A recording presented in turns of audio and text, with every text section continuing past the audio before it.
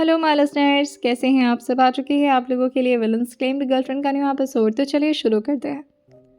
वानी के करीब बैठे बैठे ही आर्यन ने अपनी पूरी रात बिता दी थी। उसे नींद नहीं आ रही थी। आंखों में दूर दूर तक कहीं पर भी नींद के कोई निशान नहीं थे। और होते भी कैसे। वानी की आज जो भी कुछ हालत है, आखिर उन्हें अंजाम देने वाले शख्स को जब तक आर्यन मार नहीं देता अपने हाथों से, कैसे नींद आती उसे। सुबह के लगभग 4 बजे तक वो यूं ही बैठा रह जाता है और फिर वो वानी के सर पर धीरे से अपना हाथ चलाते हुए कहता है, अब मुझे चलना होगा। एंड होप सो कि तुम डरोगी नहीं। तुम बहुत ब्रेव हो। You are my wife. वानी जो नींद में थी, मगर ये सारी बातों को सुन करके न जाने क्या सोचते हुए वो भी धीरे से कहती है और बस इतना कह करके उसने अपनी करवट बदल ली थी। आर्यन अच्छे से उसे ब्लैंकेट से कवर करता और अपने हाथ में फ़ोन लेकर के वो बाहर की तरफ निकल आया था। कमरे तक तो उसके चेहरे पर स्माइल बरकरार थी, लेकिन जैसे ही वो कमरे से बाहर निकला था, उसके चेहरे एकदम से सख्त हो गए थे और वो काफ़ी गुस्से में गाड़ी लेकर के कहीं निकल गया था। ये आर्यन का मेंशन था जहाँ उसके डैड भी रहते थे और आर्यन के डैड अपने बेटे की बहुत फिक्र करते थे। हाँ, उन्हें बहुत सारे लालच भी था अपने बेटे से, और होता भी क्यों ना, क्योंकि उनके बेटे से ही उनकी बहुत सारी कंपनीज चलती थी। उनके बेटे के फेम से उनकी कंपनी को बहुत मुनाफा होता था, जिस वजह से आर्यन के जान को वो ज़रा भी रिस्क नहीं दे सकते थे। और इसी वजह से आर्यन के पीछे पीछे अब आर्यन के बॉडीगार्ड्स की गाड़ी तो चल ही रही थी, लेकिन उसके साथ ही आयुष्मान सिंघानिया के भी आदमी लोग अब आर्यन को प्रॉपरली सिक्योर कर रहे थे। उन लोग के हाथ जो पीछे बंधे हुए थे और चेहरे नीचे झुके हुए थे, हिम्मत नहीं थी कि वो खुद अपनी आंखों को उठा करके सामने अपनी मौत को देखे। इस वक्त आर्यन, जो कि सामने एक चेयर पर बैठे बगल के एक स्टाफ को अपना हाथ आगे बढ़ाते हुए कुछ इशारा करता है। यह स्टाफ वही थी जिन्होंने वानी के सारे क्लिप्स को उन लोगों के फ़ोन से पूरी तरह से वैनिश कर दिया था। और साथ ही एक लड़की जो आगे बढ़ते हुए कहती है, सर ये सारे नाम हैं और सारी डिटेल्स हैं, कब ये वीडियो क्लिप डाउनलोड हुई है इनके फ़ोन में। उन सारे फ़ोन के ओनर जो कि यहाँ पर बैठे हुए थे, और ये सारे वो क्लाइंट्स थे जो कि वानी के वीडियो क्लिप्स को काफ़ी ज़्यादा एंजॉय किए थे। सबसे पहले तो आर्यन उन सारे पेपर्स को अपने हाथ में लिए लाइटर से जलाता है और फिर उन सब की तरफ घूरते हुए कहता है, बहुत प्लेजर ले रहे थे। तुम्हें पता भी है जिसके वीडियोस देखे हो वो कौन है? वाइफ है वो मेरी। आर्यन, जो काफ़ी गुस्से में खड़े होते हुए एक आदमी जो कि उनके ठीक सामने बैठा हुआ था, उसे काफ़ी ज़ोर से अपने पैर से मारते हुए नीचे की तरफ गिरा दिए थे और उसके मुंह पर अपने पैर को ज़ोर से मारते हुए कहते हैं, जिसके वीडियोस देख कर के तुम लोग प्लेजर ले रहे थे, तुम्हें कोई आइडिया भी है वो कितना ट्रॉमेटाइज्ड है तुम लोगों की वजह से? हाँ, अपनी खुशियों के लिए किसी लड़की की इज्जत को दांव पर लगा देते हो, शर्म नहीं आती? तभी पीछे से एक आदमी डरते हुए कहता है, पर सर, हमने तो वो वीडियो क्लिप पैसे देकर खरीदे थे, हम कोई ज़बरदस्ती नहीं किए थे किसी के साथ। तभी आर्यन उसकी तरफ घूरते हुए कहता है, ज़बरदस्ती नहीं किए थे, लेकिन उस ज़बरदस्ती को एंजॉय तो कर रहे थे ना। जितना गुनहगार उसके साथ ज़बरदस्ती करने वाला है, उतना ही तुम सब भी हो। बहुत मज़ा आता है लड़कियों को मजबूर देखकर। अब मैं दिखाता हूँ तुम्हें, जब इंसान मजबूर होता है तो कैसा लगता है।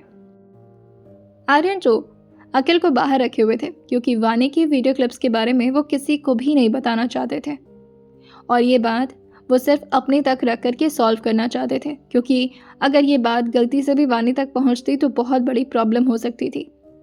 अखिल जैसे ही अंदर आता है, आर्यन काफ़ी गुस्से में उसे कमांड देते हुए कहते हैं, मुझे इन सब के शरीर से इन लोग की आंखें बाहर चाहिए, और हाँ, निकालते वक्त बेहोश करने की ज़रूरत नहीं है। और उसके बाद से इतना टॉर्चर करो कि कोई पैसा इन्हें ठीक ना कर पाए। बहुत घमंड है इनके पास पैसों का, पैसा है तो कुछ भी करेंगे। जैसे ये बोलकर के आर्यन बाहर की तरफ गुस्से में निकलने वाला होता है, तभी अखिल, जो उसके पीछे पीछे आते हुए कहता है, पर इन लोगों ने क्या क्या किया है, ये तो बस वीडियो क्लिप। जैसे ही वीडियो क्लिप का जिक्र अखिल के मुंह से हुआ था, उसे भी एकदम से याद आता है कि उसने ये क्या कर दिया, अपनी मौत को खुद ही बुलावा दे दिया। और साथ ही आर्यन भी उसकी तरफ मुड़ते हुए कहता है, कौन सी वीडियो क्लिप? हाँ, किस बारे में बात कर रहे हो? अखिल, तुमसे पूछ रहा हूँ, किस बारे में बात कर रहे हो? अखिल, जो पीछे होते हुए कहता है, वो मैंने ये कहा कि इन लोगों की गलती क्या है, मतलब क्यों ऐसा? तभी आर्यन जो जोर से अखिल की कॉलर पर हाथ रखते हुए कहता है, पहले इन लोगों की आंखें निकालो, फिर मैं तुमसे बात करता हूँ। चलो काम शुरू करो। अखिल जो बाकी के गार्ड्स की तरफ देखते हुए कहता है, जाओ काम शुरू करो। पर मैं क्या करूँ, मैं क्या। लेकिन थोड़े ही देर में अब उसे भी बुलावा आ गया था आर्यन की केबिन से। ये आर्यन के अभी कंस्ट्रक्शन बिल्डिंग थी जो कि पूरी तरह से बनी नहीं थी, और आर्यन जो अपने केबिन जो कि अभी पूरी तरह से वेल मेंटेन्ड हो चुका था, उसके अंदर अखिल को बुलाता है और खुद सामने बैठे हुए कहता है, बैठो, बात करनी तुमसे। तभी अखिल जो कहता है, नहीं मैं खड़ा ही ठीक हूँ, बताओ क्या बात करनी थी। और ये बोल करके उसने थूक गटक ली थी।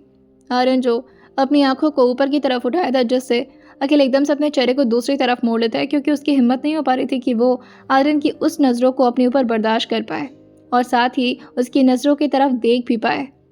तभी आर्यन जो खड़े होते हुए कहता है, मैंने मना किया था ना, मेरी चीज़ों में अपने हाथ पैर घुसाने की कोशिश मत करो, मुझे इंटरफेरेंस पसंद नहीं। अखिल, ये बात तुम्हें समझ में नहीं आई? क्या जानते हो वानी के बारे में? अखिल कहता है, मैं क्या जानूंगा, जितना तुमने बताया उतना ही, कि काशिफ उसके साथ ज़बरदस्ती कर रहा था और उसके कुछ फ़ोटोज़ भी क्लिक किए थे काशिफ ने ज़बरदस्ती, बस इतना ही। तब ये बात सुन करके आर्यन जो ज़ोर से उसके कॉलर पर अपना हाथ रखता है और ज़ोर से उसके चेहरे को अपने करीब खींचते हुए कहता है, मुझसे झूठ बोलने से पहले 10 बार सोच लिया कर, फ़ायदा नहीं है कोई, अब सच बता, क्या क्या जानता है तू?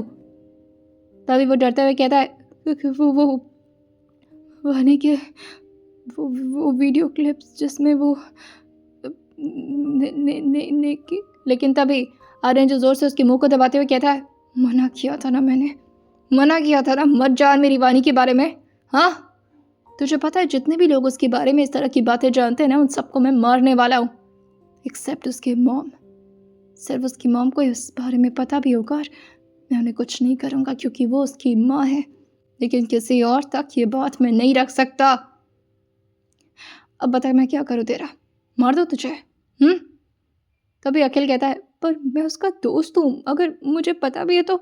लेकिन तभी आर्यन जो अपनी उंगली दिखाते हुए कहता है, नहीं नहीं, मैं अपनी वानी के ऊपर कोई ऐसी नजरें बर्दाश्त नहीं करूँगा जो उसे जज करे, और अगर तेरे मुंह से कभी निकल गया वानी के सामने ये सब, तो मेरी वानी तो मर जाएगी जीते जी। अगर उसे ये बात पता चली तो वो जिंदा लाश बन जाएगी, मैं उसे ठीक नहीं कर पाऊंगा। खैर फिलहाल के लिए अखिल तू मुझे मेरे सामने नहीं चाहिए, खामखा मार दूंगा मैं तुझे। जैसे ही अखिल इस बात पर अपने चेहरे को झुकाया था, तभी आर्यन कुछ सोचते हुए कहता है, एक मिनट, ये बात तो सिर्फ वानी के डैड को पता थी, पूरी बात तो वानी के मॉम तक भी नहीं है कि आखिर उसके साथ क्या क्या हुआ है, वरना ये बात सिर्फ वीरेंद्र और काशिफ को पता है। उसके डैड ने तो तुझे ये बात बताई नहीं है वीरेंद्र, नॉट पॉसिबल। तुझे ये बात किसने बताई? काशिफ खान ने। जैसे ही आर्यन ने ये पूछा था, उसकी टोन तो बहुत स्लो थी, लेकिन वो जिस गुस्से में ये बात पूछ रहा था, अखिल की हिम्मत नहीं हो पाती कि उस बारे में कुछ भी बोले। तभी आर्यन जोर से उसके गर्दन पर अपना हाथ कसते हुए कहता है, कुछ पूछ रहा हूँ तुझसे, काशिफ खान ने बोला था ना, तुझे ये सारी बातें उसी ने बताई? मैंने सोचा था कि मैं उसे जिंदा छोड़ दूंगा, पर अब नहीं, मरेगा वो, बहुत बुरी मौत मरेगा, और सबसे पहले उसकी जुबान काटूंगा। मना किया था उसे, नहीं बताना चाहिए था।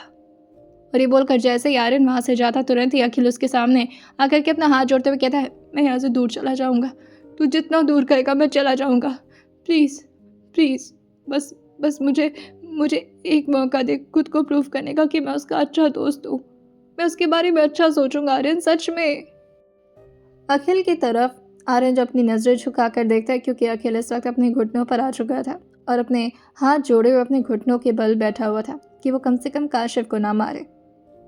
तभी अखिल की बातों को सुनकर आर्यन जो उसके सर को ऊपर की तरफ करते हुए कहता है, मैं वानी को लेकर अपने अलावा किसी और पर भरोसा नहीं कर सकता, किसी और पर नहीं, और इसी वजह से मुझे वानी को लेकर अपने साथ अकेले रहना है। मैं यहाँ तुम लोग के साथ उसे नहीं रखूँगा, पता नहीं क्या क्या बोल दोगे उसके सामने, और वैसे भी तू मुझसे अब दूर ही रह, और वानी से तो बहुत ज़्यादा दूर। तुझे नहीं पता है, बात चाहे कितनी भी अच्छी या बुरी हो, लेकिन बात आती हमेशा लड़की पर ही है, और मेरी वानी को कोई गलत नज़र से देखे ये मैं बर्दाश्त नहीं कर सकता। फिर तो चाहे मेरा दोस्त ही क्यों ना। ये टॉपिक बहुत सेंसिटिव है अखिल, और तू इस बारे में नहीं समझ सकता क्योंकि तू मेरी जगह पर नहीं है, और अगर होता तो ये बात तो किसी को पता नहीं चलने देता। खैर, मुझे इस बारे में कोई बात नहीं करनी। जितना काम दिया उतना कर और दफा हो मेरी ज़िंदगी से। ये बोलकर आर्यन तो आराम से चला गया था, लेकिन अखिल के दिल पे जैसे 50 खंजर किसी ने एक साथ ही घोंप दिया हो। लेकिन जाते जाते आर्यन की तरफ देख करके वो एक बार और कहता है, मुझे उस वीरेंद्र को अपने हाथ से पनिशमेंट देनी है आर्यन। अगर मैं ये नहीं कर पाया तो जीते जी मर जाऊंगा। उसने मेरी वानी के साथ बहुत गलत किया है और मेरा भी हक बनता है। मैं भी उसका बेस्ट फ्रेंड हूँ। बस वीरेंद्र को एक बार उस दर्द से रूबरू कराना है मुझे। उसके बाद से तू जहाँ भेजेगा मैं चला जाऊंगा। बस एक बार भाई। आर्यन जो अपने चेहरे को नाम हिलाकर उसकी तरफ मुड़ते हुए कहता है, वीरेंद्र को मारने का हक सिर्फ और सिर्फ मेरी बीवी का है। जितना भी गलत वानी के साथ हुआ है उसकी सबसे बड़ी वजह वो वीरेंद्र ही था, और वानी ही उसको मारेगी। मैं ये काम किसी और के हाथों नहीं करवाऊंगा। लेकिन तभी अखिल की बातों को सुनकर उस पर रहम खाते हुए आर्यन, जो कि उसकी तरफ अपना सर हाँ मिलाते हुए कहता है, मगर उसकी बुरे हालत करने का हक तुझे दे सकता हूँ, पर ज़्यादा नहीं, बस थोड़ा बहुत।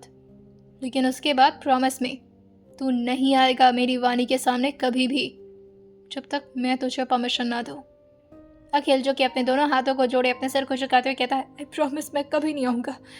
बस उस वीरेंद्र के तो मैं टुकड़े टुकड़े करना चाहता हूँ। अब से मेरे मेंशन में नजर मत आना, समझा? बुरा तो आर्यन को भी लग रहा था।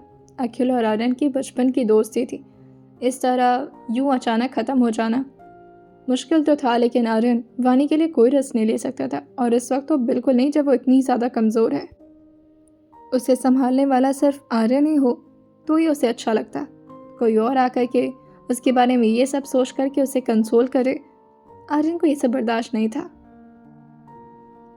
आर्यन जो खुद से कहता है, मैं ऐसा करना नहीं चाहता, पर मेरी बीवी के हर एक प्रॉब्लम में सिर्फ और सिर्फ मेरा हक है। मैं और किसी को इसमें शामिल नहीं करूंगा। खैर, किसी को नहीं।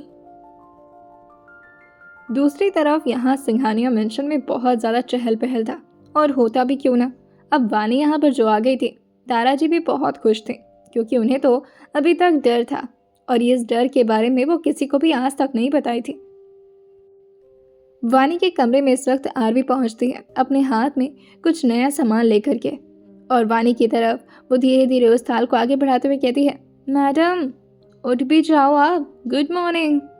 आज वानी बड़े चैन से सोई थी, जैसे सारी प्रॉब्लम्स एकदम से टल गई हों और सब कुछ बेहतर हो गया। और जैसे उसकी आंखें खुली थी, आरवी और चिंकी को अपने पास देख करके वो जल्दी से उठकर बैठ जाती है, और फिर धीरे से कहती है, क्या हुआ? कुछ प्रॉब्लम है? आरवी जो उसको देखकर हंसते हुए कहती है, हाँ प्रॉब्लम तो है। अब थोड़ी देर में मिस्टर आर्यन सिंघानिया यहाँ पर आने वाले हैं, और उनकी वाइफ इस तरह से सो रही हैं तो अच्छा नहीं लगेगा ना। चलो तैयार हो जाओ। वानी जो इतने सारे सामान को अपने सामने देखकर कहती है, ये सब क्या है? मैं ये सब नहीं पहन पाऊंगी। चिंकी कहती है, अरे क्यों नहीं पहनोगी, पहनना तो पड़ेगा, इतनी प्यारी लगोगी पहनकर। मेरा बस चलता तो मैं पहन लेती, मुझे भी अब शादी करनी है यार आरवू। तभी आरवी जो उसकी तरफ घूरते हुए कहती है, सुधर जाओ थोड़ी देर के लिए कम से कम, हाँ? और वानी अब जल्दी उठो थोड़ा, नीचे सब तुम्हारा वेट कर रहे हैं। ये सुनकर वानी कहती है, पर वेट क्यों कर रहे हैं? मैं क्या कोई सेलिब्रिटी हूँ? अब मुझे ये सब नहीं पहनना प्लीज़। उसे शर्म आ रही थी और साथ ही बहुत ज़्यादा ऑकवर्ड लग रहा था। तभी आरवी जो उसके गालों पर धीरे से अपना हाथ चलाते हुए कहती है, डोंट वरी, मैं पहना दूंगी तुम्हें। वानी को अब उठना ही पड़ता है, ऑप्शन नहीं था उसके पास।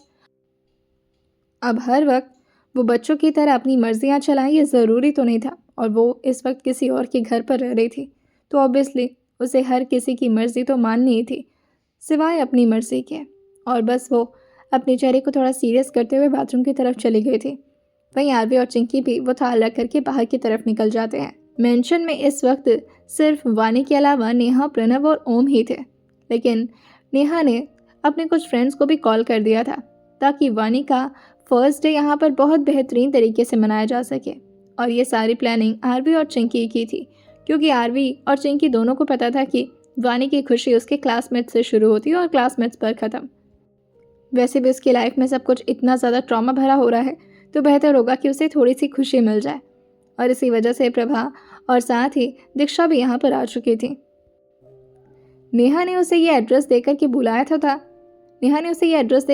था लेकिन उसके साथ ही ये भी बोला था कि कोई खुशखबरी देनी उसे, जिसकी वजह से दीक्षा ने अपने दोनों हाथ में इस वक्त कैरी बैग पकड़ रखा था, एक में मिठाइयाँ और दूसरे में केक।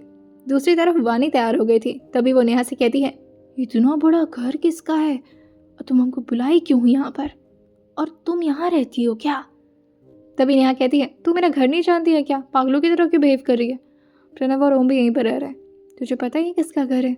दीक्षा कहती है, पता होता तो तुमसे पूछती, तुम अपनी तरह समझती हो क्या हमको? हाँ, बताओगी जरा किसका घर है? नेहा कहती है, गेस करो किसका? तभी प्रभा कहती है, आर्यन का ही हो सकता है इतना बड़ा घर, तो और किसका होगा, है ना? दीक्षा कहती है, हाँ वही है, बहुत ज़्यादा अमीर ज़्यादा, किसी दिन हम उसको लूट ना ले, हमारा इरादा बिल्कुल भी ठीक नहीं है उसको लेकर। तभी नेहा कहती है, लेकिन अब ठीक करना पड़ेगा, क्योंकि अब वो सिर्फ हमारा क्लासमेट, वो तो कभी था ही नहीं, मगर फिर भी वो अब सिर्फ हमारा दोस्त नहीं रह गया, बल्कि हमारे जीजू बन गए हैं। यह सुनकर दीक्षा कहती है, हैं ये वो हमसे धोखा दे दिया हमको यार, शादी कर लिया, हमको बताया भी नहीं, ऐसा तो नहीं था, वो इतना बदला बदला सा लग रहा है अब। तभी नेहा उसका गाल खींचते हुए कहती है, अरे पगलू ये तो पूछ किससे हुई उसकी शादी? तभी प्रभा कहती है, नो वे। दीक्षा जो एक बार प्रभा की तरफ देखती है और दूसरी तरफ इस वक्त नेहा, जो कि अपनी आंखों से ही प्रभा को कुछ समझा रही थी और प्रभा भी उसके इशारे को आंखों ही आंखों में समझते जा रही थी। लेकिन तभी उन दोनों को इस तरह देख करके दीक्षा 2 कदम पीछे होते हुए कहती है, एक मिनट, ये कौन सी भाषा में बात हो रही है? हमको कुछ पल्ले नहीं पड़ रहा, हमको भी बताओ यार, ये बताओगी नेहा क्या चल रहा है? तभी प्रभा तो एकदम से खुशी से ऊपर की तरफ भाग गई थी वानी के कमरे में, और दीक्षा जो कि उसको भागता हुआ देखकर कहती है, ये क्यों बिलबिला उठी, इसको क्या हो गया अचानक से? नेहा कहती है, तुम अभी तक नहीं समझी? दीक्षा कहती है, तुम अभी तक हमको समझाई कहाँ हो जो हम कुछ समझेंगे? हाँ? नेहा कहती है, तुम वाकई मुझे लगता है ना दिमाग से थोड़ी पैदल हो। प्रभा तो समझ गई, चलो ऊपर दिखाती हूँ तुमको।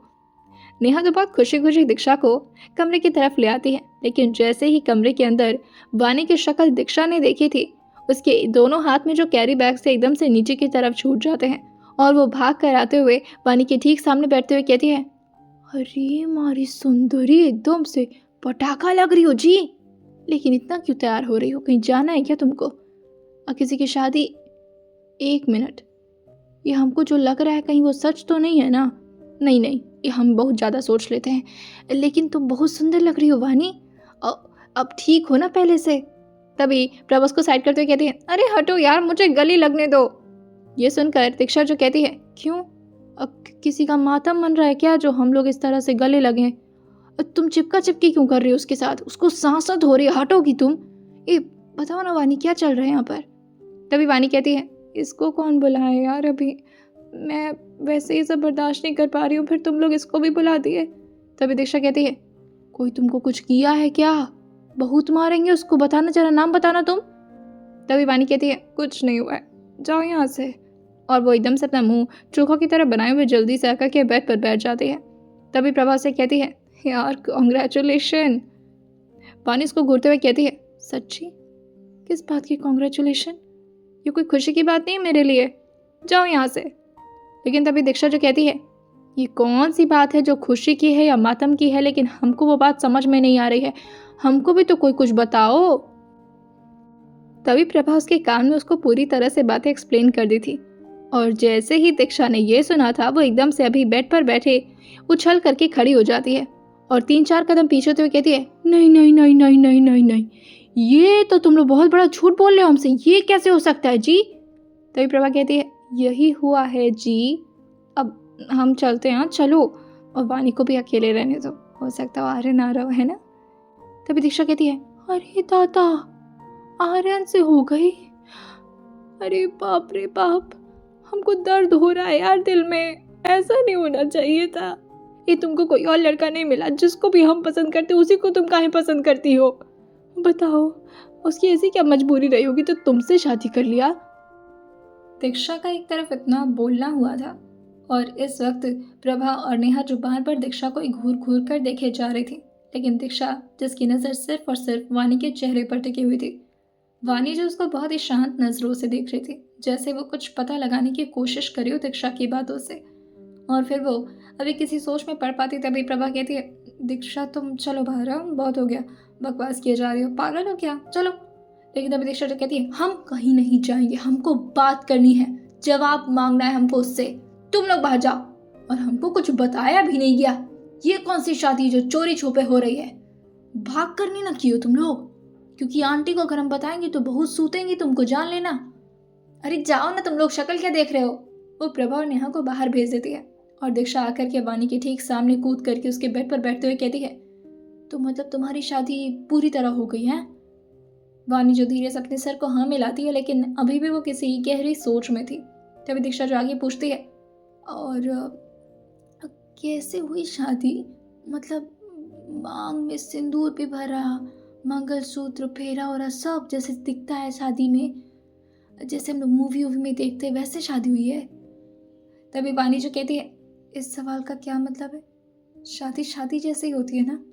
दीक्षा जो कहती है, नहीं हमको भरोसा नहीं हो रहा है, ऐसा कैसे हो सकता है? हमारी दोस्त की अभी सुबह नहीं, कल ही सुबह ना तुमको देखे थे, कल सुबह तक तो सब कुछ ठीक था, एकदम तुम भी ठीक थी, उसके बाद एकदम से शादी करके बैठ गई।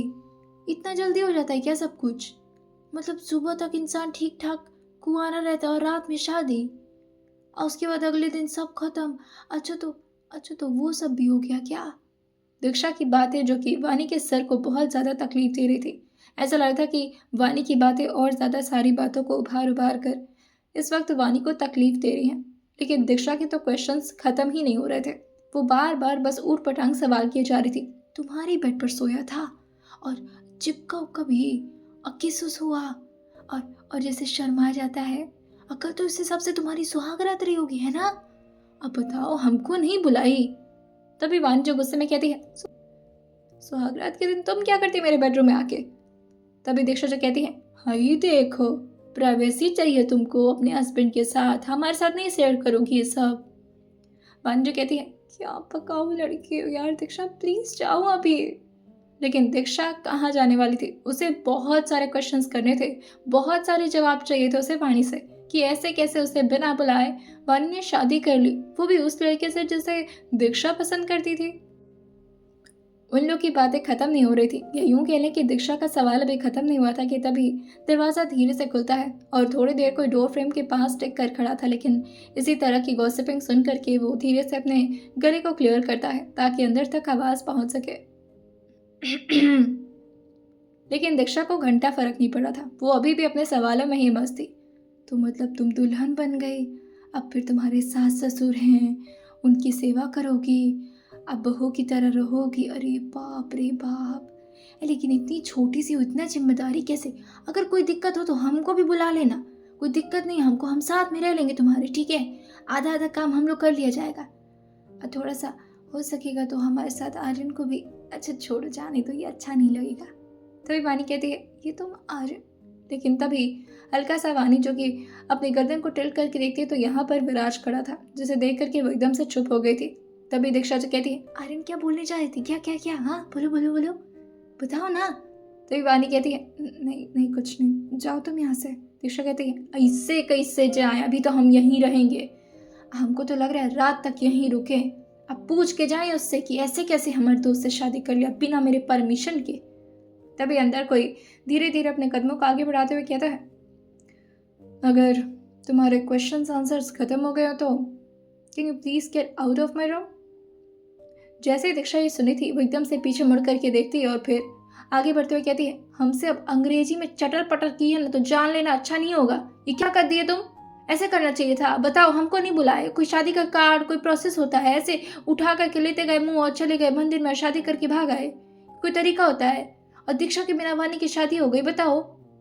वानी को समझ में नहीं आ रहा था कि दीक्षा इस तरह से क्यों बात कर रही है। तो विराज है ना इतना ज़्यादा स्ट्रिक्ट जिससे सब डरते हैं, और वानी के लिए अगर ये शख्स स्ट्रेंजर था तो दीक्षा के लिए तो और ज़्यादा स्ट्रेंजर था। ये लड़की समझ क्यों नहीं रही है कि विराज उसे मार देगा। तभी वानी जो कहती है दीक्षा प्लीज़ जाओ, लेकिन तभी दीक्षा जो पीछे मुड़ते हुए अपना हाथ आगे बढ़ा करके उसको शांत करते हुए कहती है रुको, अभी हमको इससे भी बहुत सवाल करना है।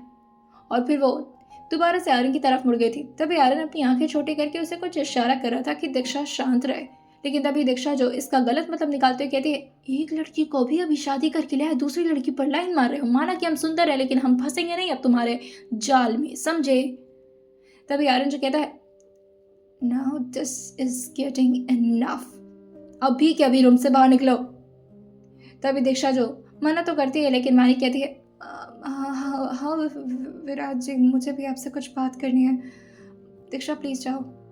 इस वक्त विराज वानी को ज्यादा बेहतर लग रहा था दीक्षा के ऊट पटांग सवालों से। उसे लग रहा था कि दीक्षा यहाँ से चली जाए ताकि कम से कम वो थोड़ा देर अपने दिमाग को शांति तो महसूस करा सकती है। अब दीक्षा जो कि वानी की इस बात को सुनकर कहती है ठीक है, यही सिला दिया तुमने हमारी दोस्ती का, चलो सह लेंगे, अब पति आ गए हैं तो दोस्त की क्या जरूरत, जा रहे हैं। और कोई जरूरत होगा तो हमको बताना, ठीक है, रात में भी कोई जरूरत होगा तो बताना। तभी वानी जो कहती है जाओ यार पागल लड़की। आर्यन जो धीरे धीरे आगे बढ़ रहा था और वानी के ठीक सामने आकर के बैठने वाला होता है, लेकिन फिर उससे परमिशन लेते हुए कहता है बैठ जाओ। वानी अपने पैरों को पीछे कर ली थी और फिर धीरे से कहती है आपकी मर्जी।